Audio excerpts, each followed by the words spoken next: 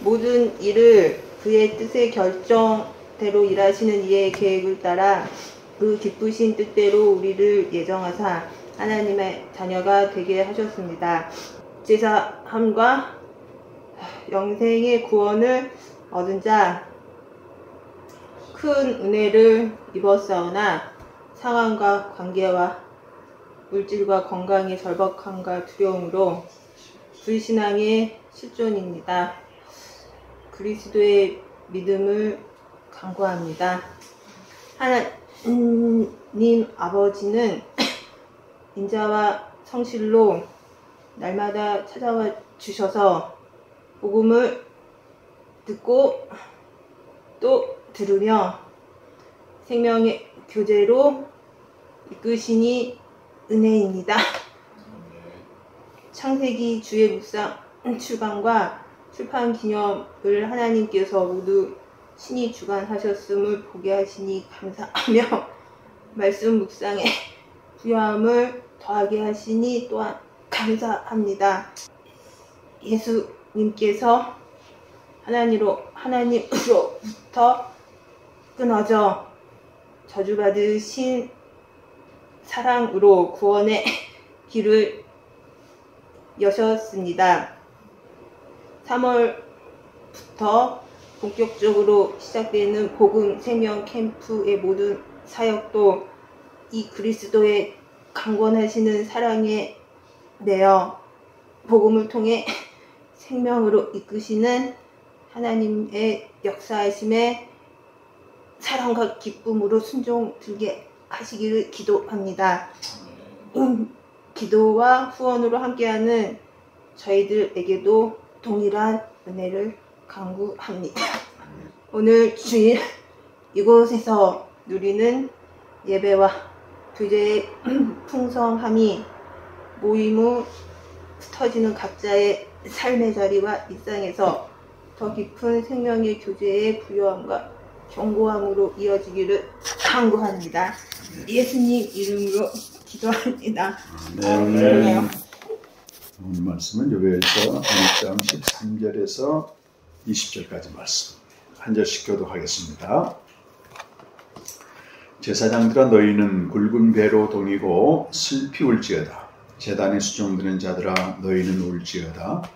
내 하나님께 수종드는 자들아 너희는 와서 굵은 베옷을 입고 밤이 새도록 누울지어다. 이는 소제와 전제를 너희 하나님의 성전에 드리지 못함이로다.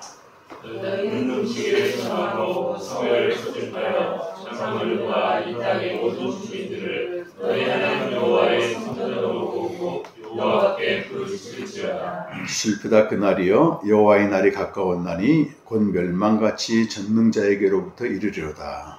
먹고 즐기는 앞에 끊어지지 아니하느냐. 기쁨과 즐거움이 우리 하나님의 성전에서 끊어지지 아니하느냐. 시가 흙덩이 아래에 썩어졌고 창고가 비었고 곡간이 무너졌으니 이는 곡식이 시들었음이로다. 가축을 물고 소떼가 쏟아나니 이는 포도였습니다. 양들도 피곤하더라. 여호와여 내가 주께 부르짖으오니 불이 목장의 불을 살랐고 불꽃이 들의 모든 나무를 살랐음이니이다.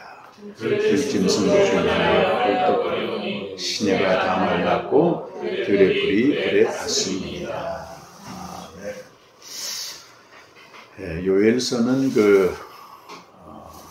포로기 이후에 성전이 다시 한번 재건되고 그때를 전후해서 기록된, 그러니까 예수님 오시기 전에 약 400년 전의 상황을 이렇게 배경으로 해서 쓰여진 선지서입니다. 그래서 참 이스라엘의 역사를 보게 되면 정말 굴곡진 게 많아요.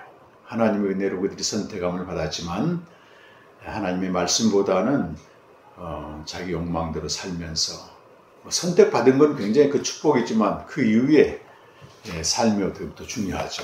불순종해서 하나님이 결국은 바벨론을 통해서 멸망시켰고 BC 586년 또 모든 이스라엘 백성들은 전 세계에 흩어졌습니다. 디아스포라가 됐습니다. 하나님이 70년 만에 다시 이들에게 은혜를 베풀어서 이제 예루살렘으로 돌아왔어요. 돌아와서 이제 척박한 곳이지만 성전을 다시 짓고 그 말씀이 다시 또 회복이 되고 뭐 이런 쭉 과정이 있었는데, 하나님의 요엘 선지자를 통해서 우리 신앙이 항상성을 유지하는 건 정말 쉽지 않습니다. 항상성을 유지하는. 한때 아무리 이렇게 충만했어도 풀의 꽃처럼 싹 사그러집니다. 떨어지게 되어 있습니다. 그래서 왜 그런가 사실 고민해야 됩니다. 그래서 지난주에 조영호 목사님하고도 교제하면서 제2역학법칙에 의하게 되면 모든 물질이 시간이 가면 다 소멸된다는 거예요. 그러면서 그걸 이제 만물 안의 세계에 대해서 얘기를 하는데 상당히 제가 공감을 했어요.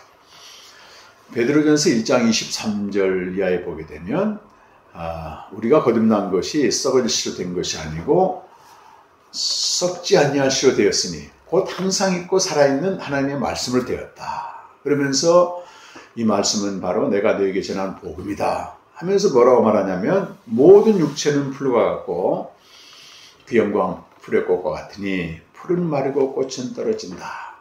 그래요. 만물 안에 있는 모든 것들은 시간이 지나면서 아무리 많이 채우고 더하고 뭐 충만하게 했어도 점점 쇠퇴한다는 거예요. 그래서 우리 신앙의 출발과 신앙의 내용이 만물 안에 속하게 되면 봉사나 헌신이나 많은 그 성과를 내도 희한하게 갈수록 좋아지는 게 아니고 쇠락하는 거예요. 이렇게. 제가 이제 나이가 65세가 되다 보니까 그런 생각이 드는 게 안 먹는 게 아니거든요. 잘 먹어, 좋은 걸. 그리고 관리도 해. 운동도 해. 근데 이제 기본적인 건 뭐냐면 이게 쇠락하는 거예요. 이거는 막을 수가 없는 겁니다. 신앙생활도 마찬가지입니다.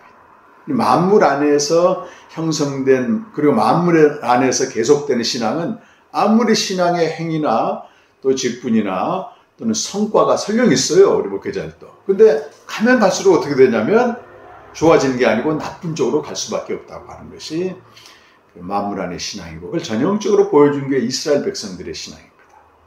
보세요. 바벨론 포로에서 갔다가 70년 만에 돌아왔어. 그때 그들은 엄청난 감격 속에서 에스라엘 중심으로 해서 말씀 복음 운동이 일어나거든요. 성전도 짓고. 근데 채 100년도 안 돼서 요엘서를 보게 되면 이들은 하나님의 심판을 또 받을 수밖에 없는 자가 또 되는 거예요. 이렇게. 이게 반복됩니다. 반복돼. 그래서 구약 성경을 우리가 신약 시대에서 읽을 때에는 여기 이제 요엘서의 주제가 여호와의 날이거든요. 여호와의 날은 그래요. 신학적으로 말하게 되면 하나님이 이스라엘과 이방 나라를 전부 심판하시는 크고 놀라운 날이다. 이렇게 정의할 수 있습니다. 그런데 앞부분에서 1장, 2장에서 보게 되면 정말로 하나님이 이렇게 무섭게 심판합니다. 그 대적들을 앞세워가지고 예루살렘과 이스라엘 백성을 완전히 초토화시켜버립니다. 오늘 1장 앞부분에 이제 그런 얘기를 하고 있고, 그런데 문제는 하나님의 심판이 이렇게 임박했는데도 술에 취해 있고 포도주에 취해 있고 감각이 없는 거예요. 사람들이 참 본성은 올만 안심하면 되고 나만 안심하면 돼. 뭐 이스라엘 하마스에서 전쟁이 벌어지든 또 우크라이나에 전쟁이 벌어져서 젊은이들이 죽어가든 일단 사람들은요 나만 무탈하면 이상이 없는 거예요. 그렇게 근시한 쪽으로 보게 되는 것입니다. 그래서 술 취하고 포도주에 취해 소위 세상에 취한 이들에게 깨워서 울라 그렇게 말하고, 또 마치 약혼녀가 신랑이 죽었을 때 슬퍼하는 것처럼 슬퍼해라. 그리고 뭐 농부들하고 포도원 지기들 향해서 또 너희가 슬퍼하고 부끄러워할지어다 계속 이렇게 얘기하고, 오늘의 네 번째 탄식 명령인 제사장들은 당시에 이 요엘서가 제사장들 대상으로 하고 있는 것은 포로기 이후에 이스라엘은 철저히 제사장 중심으로 움직입니다. 왕도 없어요. 선지자도 없습니다. 제사장이 전부 이걸 지도자 역할을 하거든요. 그런데 제사장들에게 이제 굵은 배를 띠고 슬피 울지어다. 왜냐하면 먹을 게 없어졌어. 그러니까 먹을 게 없다 보니까 어떻게 돼요? 성전에 바쳐야 될 제사들 재물이 없어진 거예요. 소제와 전제가. 그러니까 제사도 그쳐버렸지. 이런 그 상황적인 고통과 성전 안에서 오늘 여기 보게 되면 저는 그 16절 말씀 보니까 먹을 것이 우리 눈앞에 끊어지지 않냐 했느냐, 기쁨과 즐거움이 우리 하나님의 성전에서 끊어지지 않았느냐. 제가 이 말씀을 묵상하는데 이게 너무 제 가슴을 흡입하더라고요. 이 곡식이 없어지지 않았는가. 뭐가 곡식입니까? 뭐가 양식이겠습니까? 신약 시대에는 철저히 양식은 생명의 떡이거든요. 여호와의 날을 아모스서에서도 여호와의 날을 심판, 공포의 날로 얘기하는데 한번 아모스 한번 보실까요? 아모스 바로 뒤에 있어요. 5장 18절에서 20절까지 말씀을 한번 보겠습니다. 여기도 이제 여호와의 날이 심판의 날로 묘사되고 있습니다. 자, 함께 읽겠습니다. 5장 18절에서 20절 시작. 화 있을진저 여호와의 날을 사모하는 자여, 너희가 어찌하여 여호와의 날을 사모하느냐. 그날은 어둠이요 빛이 아니라 마치 사람이 사자를 피하다가 곰을 만나거나 혹은 집에 들어가서 손을 베게 되었다가 뱀에게 물린 같다. 여호와의 날은 빛없는 어둠이 아니며 빛남 없는 캄캄함이야. 이 날은요 어둠의 날이고 공포의 날입니다. 사람들이 어떻게 합니까? 사자를 피해. 그러다가 곰을 만났어. 곰 만나가지고 이제 집안에 또 들어와가지고 야 살았다 하고 있는데 벽에서 이 뱀이 뛰어나온다는 거예요. 피할 수가 없는 여호와의 날입니다. 자, 그런데 8장에 가게 되면 그 날에 어떤 일이 벌어지나 보십시다. 8장 11절에서 13절까지 말씀. 시작. 주 여호와의 말씀이니라. 오라 날이 이를지라 내가 기근을 땅에 보내리니 양식이 없어 주림이 아니요 물이 없어 가람이 아니요 여호와의 말씀을 듣지 못한 기근이라. 사람이 이 바다에서 저 바다까지 북쪽에서 동쪽까지 비틀거리며 여호와의 말씀을 구하려 돌아다녀 얻지 못하리니 그날의 아름다운 처녀와 젊은 나무 다 가려였으리시. 그러니까 여호와의 날이 기근이 오고 곡식이 떨어졌다는 얘기는 단순히 육적인 양식이 아니고 영혼의 양식이 떨어진 겁니다. 그러니까 여기 보면 물이 없어 가람이 아니고 양식이 없어 주림이 아니고 여기 여호와의 말씀을 듣지 못한 기갈이다. 영적 기갈입니다. 여호와의 말씀을 듣지 못한 기갈이에요. 구약 시대 보게 되면 그 하나님의 말씀 있는데도 안 듣고 또 안 들려. 이게 안 들립니다. 이게. 이사야서 6장 한번 가보실까요? 요엘서에 주석한 알터 바우저도요. 이사야 6장과 연결해가지고 왜 하나님이 이스라엘 백성들을 심판하고 재앙을 불러들이는데 막장까지 저 밑바닥에 추락시키냐. 그 문제를 여호수아서 이사야 6장에서 풀더라고요. 6장 1절에서 그 5절까지는 이사야가 하나님의 영광을 보는 그 장면이고 그러면서 회개하죠. 5절에 보면 화로다 나의 망하게 되었다. 그러면서 6절에서 6절 이하 보게 되면 파송장입니다. 파송장. 하나님이 이사야의 죄를 용서해 주시고 8절에 보니까 주께서 이렇게 말씀하세요. 내가 누구를 보내면 누가 우리를 위하여 갈고 하시니 그때에 이사야가 이렇게 말했어요. 내가 여기 있나이다 나를 보내소서 하였더니. 그런데 파송하는데 말이죠. 9절 말씀 보면 희한해요. 뭐라고 명령하시냐면 이 백성에게 이르기를 너희가 듣기는 들어도 깨닫지 못할 것이요 보기는 보아도 알지 못하려 하여 이 백성의 마음을 둔하게 하며 그들의 귀가 막히고 그들의 눈이 감기게 하라. 염려하건대 그들이 눈으로 보고 귀로 듣고 마음으로 깨닫고 다시 돌아와 고침을 받을까 하노라 하시기로. 이렇게 사명을 주신 거예요. 가서 이 말씀을 잘 깨닫고 그들이 내게로 돌아오게 하라. 이렇게 사명을 주신 게 아니고 그들을 깨닫지 못하게 하라. 그들의 마음을 둔하게 하라. 이런 엉뚱한 얘기를 하시는 거예요. 그러면 뭐하러 가냐고. 갈 필요가 없지. 그래서 이사야가 묻습니다. 언제까지 그래야 됩니까? 그것이 이제 다음 11절 이하에 보게 되면 하나님이 대답을 하시는데 한마디로 황폐하게 될 때까지라 그 말이에요. 11절 끝에도 황폐하게 되고 12절에도 황폐하게 되고 13절에도 황폐하게 되고 그러니까 토지도 황폐하게 돼. 사람들도 황폐하게 돼. 그리고 이런 음식이나 곡식도 전부 황폐하게 돼. 그때까지라는 겁니다. 그 요엘서로 다시 돌아오게 되면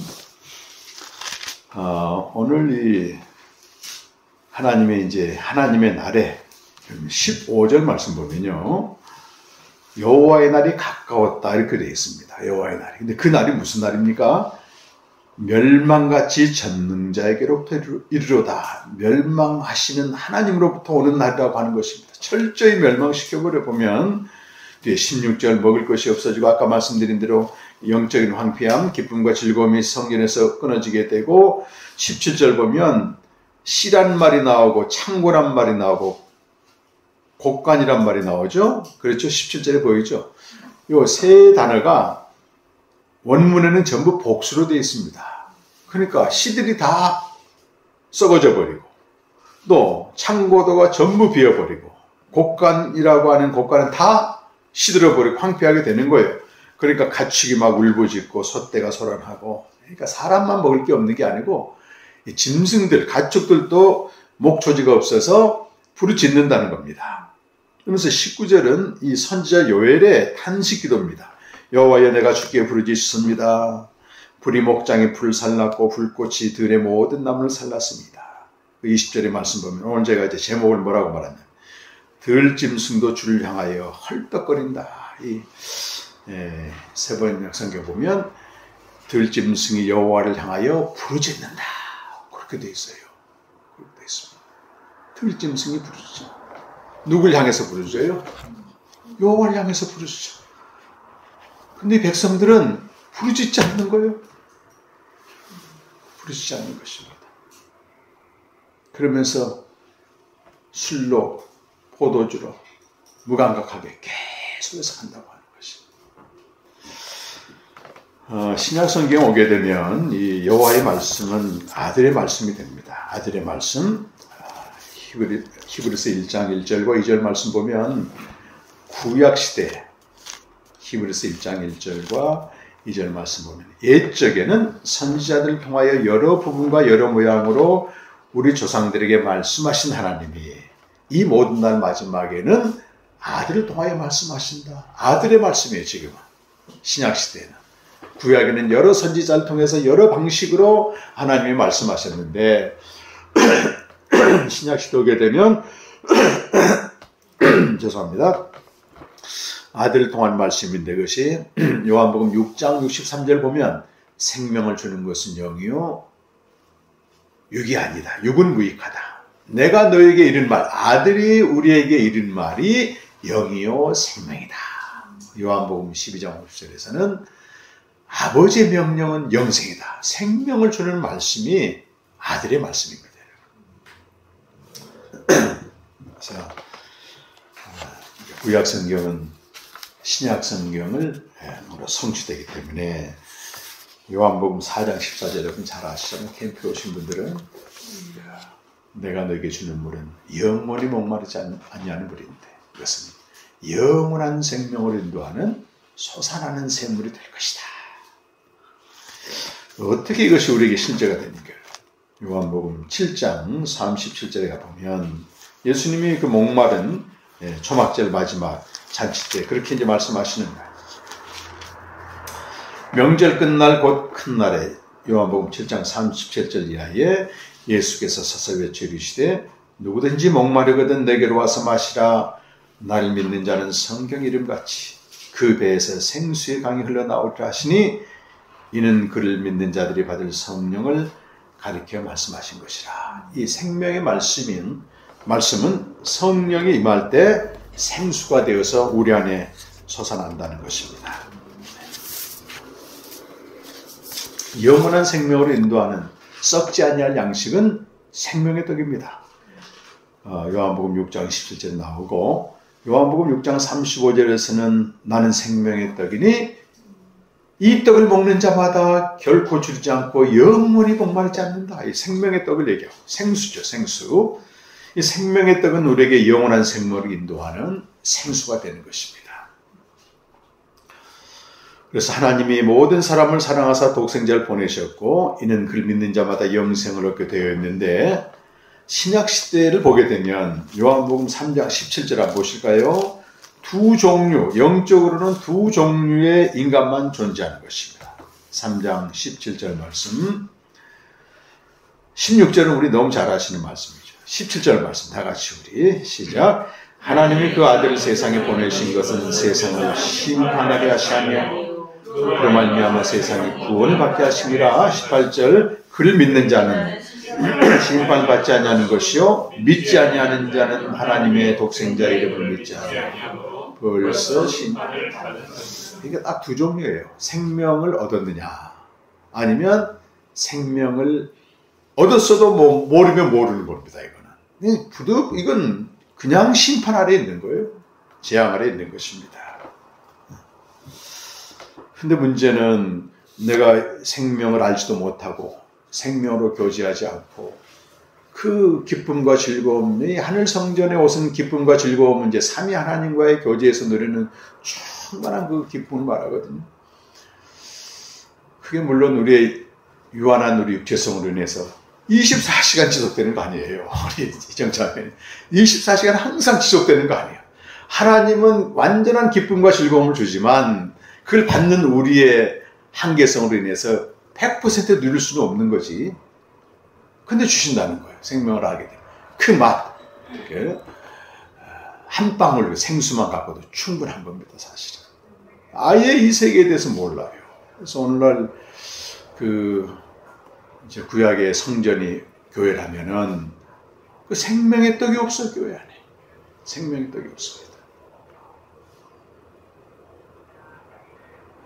썩을 양식만 남발합니다. 세상 얘기죠. 인간의 일이고 사람의 일이고. 더 중요한 거는 성전 안에서 이 기쁨과 즐거움이 그쳐지고 있다고 하는 것입니다. 그러니까 이걸 모조품인 세상의 폰으로 가는 겁니다. 이번 이승민 목사님이 지난주에 수여식을 했고 논문을 이렇게 제본을 했어요.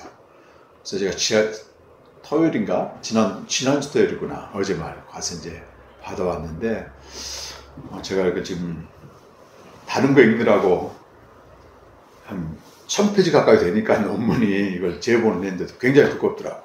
그래서 앞에 이제 서문에 거의 나와요, 이런 것들이. 근데 이제 문제 제기해서 이런 얘기를 하는 거예요. 복음하게 되면 의미론적으로 우리가 지적인 동의를 하고 수용한다는 겁니다. 다 그런다는 거예요. 그걸 거부할 사람은 없다는 겁니다.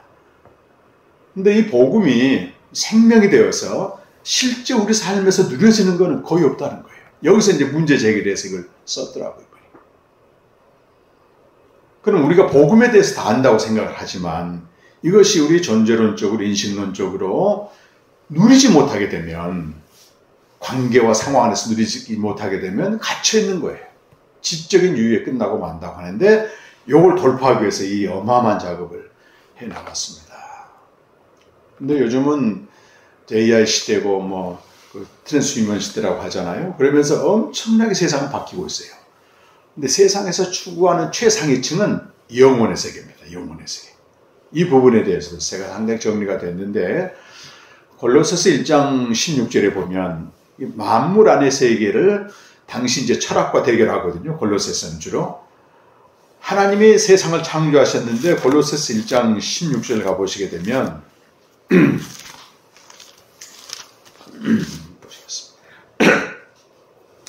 만물이 그에게서, 그리스도를 말하죠, 창조되되 하늘과 땅에서. 자 보십시오 여러분. 보이는 것들과 보이지 아니하는 것들을 그리스도가 창조했다. 여기 보이는 것은 가시적인, 우리 눈으로 파악할 수 있는 가시적인 세계고 시공간 안에 들어가 있는 영역들입니다. 시공간. 근데 이보다 한 층이 높은 곳이, 하나의 층위가 더 높은 곳이 보이지 않는 것들이에요. 근데 현대 지금 과학이나 종교나 이 모든 영역들은 심층 종교라 그래가지고 보이지 않는 것들을 영혼으로 정의합니다. 영혼으로 정의해놓고 그걸 계속 추구하는, 불교의 참선도 그러고 지금 보통 심리센터에서 하는 모든 것들이 이 시공간이라고 하는 가시적인 세계에는 답이 없다는 걸 알아. 그러니까 영혼을 추구하게 되는데 이 심지어 신학자도 영혼을 다 얘기해요. 근데 그들이 말하는 영혼과 성경에서 말하는 영생은 전혀 다른 세계라는 거예요. 보통은 이거 섞어서 얘기하거든. 성경에서 말하는 영생은 예수 그리스도의 복음을 통해서 그리스도와 연합되어서 누리는 생명이라는 게 너무 분명해요. 근데 거기까지 얘기한 신학자나 철학자는 거의 없고 전부 보이지 않는 것들이라고 하는 영혼의 세계. 왜? 우리는 초월을 갈망하잖아요. 그러니까. 근데 영생이 실제가 되지 않게 되면 복음은 그냥 의미론적으로 갇혀버리고 영생이 실제로 우리가 누려지는 실제가 없다면은 우리 신앙이 어떻게 돼요? 거의 만물 안에 같이 제가 처음에 말씀드린 것처럼 그렇게 신앙의 행위도 늘어나게 되고 업적도 하지만 쉽게 말하는 우리 그 목사님들 보십시오, 여러분. 얼마나 열심히 있어요. 그래서 막 전도도 열심히 하고 성경 공부도 열심히 시켜서 막 부흥도 시켜. 제가 이렇게 잘 먹고 좋은 걸 먹고 건강관리를 하듯이 그런데도 몸은 어떻게 돼? 쇠락하듯이. 그렇게 종교적인 활동을 해도 나중에 보게 되면 완전히 썩을 양식으로 가버립니다. 문제는 사실 이분들은요, 영혼도 잘 몰라요, 영혼도. 다른 종교에서는 이미 영혼을 막 추구하거든요. 불교만 해도. 아미타불 기도 같은 거 보게 되면요. 그런 게 나온다니까요. 나무 아미타불 반복하면 시공간을 초월한 영혼의 즐거움을 누린다. 이렇게 얘기해요. 만물하는 답이 없다는 걸 이미 알고 있다고, 그 사람들은. 근데 그거는 자력구원, 인간의 힘으로 초월의 세계에 도달하려고 하는데 거기 가게 되면 공허함만 남습니다. 실제는 없어요. 대상이 없잖아요. 대상이. 생명만이 이 대상이 누구예요? 거기 계신 아버지와 아들과의 충만한 누림에서 오는 거기 때문에 이것은 실제인 것이고 항상 누릴 수 있는 것이라고 하는 말입니다. 그래서 이제 교회 안에 이런 생명의 양식, 참된 생명의 말씀에 빠져 있고 하게 되면요, 정말 이거는 희망이 없습니다. 저 초월에 계신 하나님 누구랑 같이 있습니까? 십자가까지 내려오시잖아요. 가장 비참하고 끔찍하고 애통해하는 영혼들과 함께 있는 겁니다. 못하게 되면 결국은 시공간 안에서 몸부림치다 끝나거나 조금 고차원적으로 믿는 사람들이 이제 영혼을 추구하죠. 영혼을. 근데 거기는 복음도 빠져있고 생명도 없기 때문에 뭔가 잠시 영혼의 위로를 받을지 모르지만 다시 공허함으로 빠지게 되는 것입니다. 하는 말이죠. 짐승들도 부르짖지 않느냐 여호와께. 정말 하나님의 형상대로 지음받고 그 생명을 얻고 누려야 될 우리가 그 누리지 못하고 있는데도 감각 없이 이렇게 부르짖지 못하고 있는 게 너무 애통함이 되고요.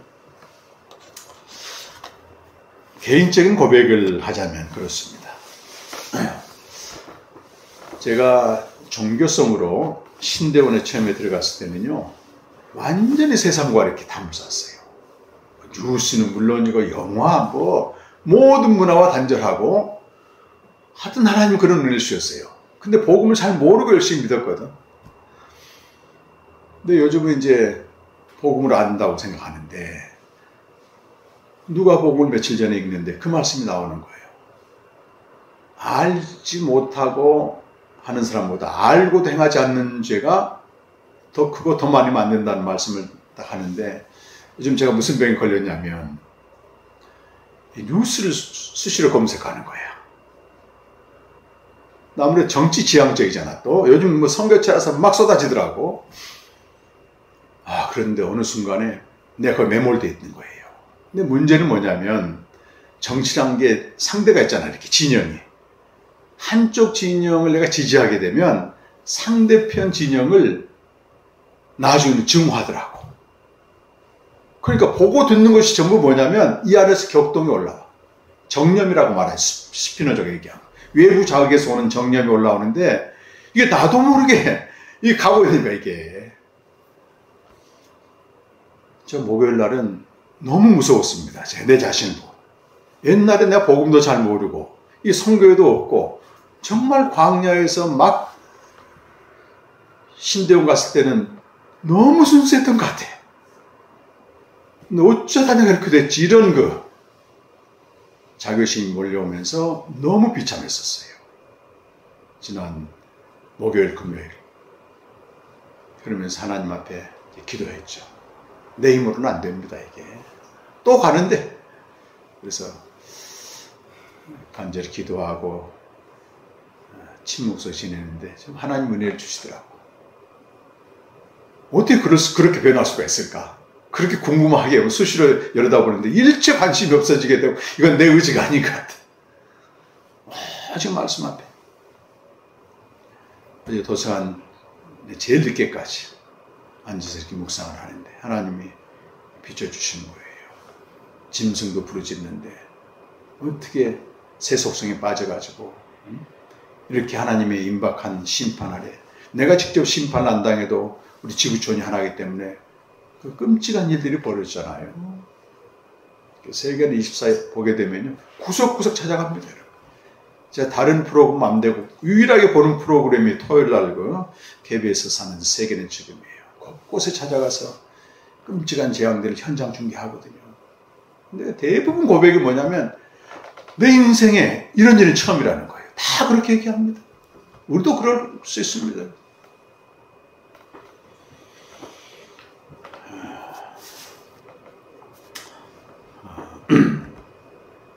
정말 정치적인 문제는 우리가 고민해야 됩니다. 그리스도인들이.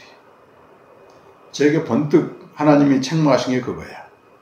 너가 정치인에게 어떤 기대를 하고 소망을 두고 정치인을 구원자로 생각한다면 예수를 십자가에 못 박은 정치적 메시아가 아니라고 한 이유 때문에 십자가에 못 박은 유대인들과 네가 뭐가 다르냐는 거야.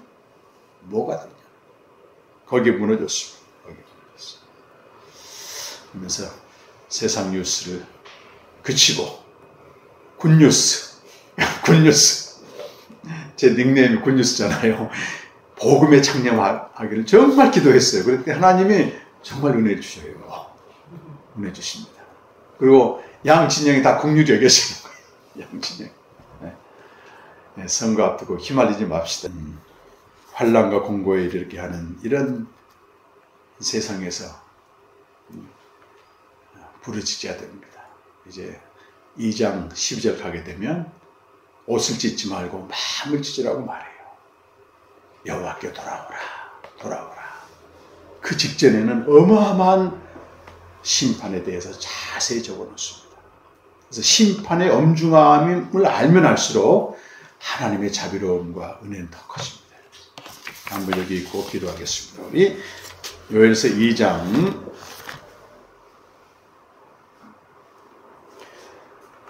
12절에서 14절까지 읽고 그냥 기도하겠습니다. 그 11절에는 여호와의 날이 크고 심히들이 없도다. 당할 자가 누구겠는가 이렇게 이제 얘기하죠. 시작. 여호와의 말씀에 너희는 이제라도 금식하고 울며 애통하고 마음을 다하여 내게로 돌아오라 하셨나니 너희는 옷을 찢지 말고 마음을 찢고 너희 하나님 여호와께로 돌아올지어다. 그는 은혜로우시며 자비로우시며 노하기를 더디하시며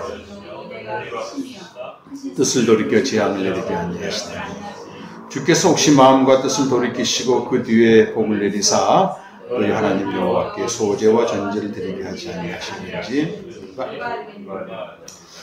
그러니까 우리가 옷을 찢지 말고 마음을 찢는 진정한 회개를 한다고 해서 그 자체가 구원을 보장한 건 아닙니다. 그러나 중요한 것은 하나님의 신실하심, 인자하심, 긍휼하심이 회개의 근거가 되기 때문에 선지자가 그렇게 말하는 겁니다. 일단 너희가 회개하라. 그건 하나님이 신실하시고 긍휼이 많으시기 때문에 우리 구원할 수도 있지 않느냐. 모든 주권을.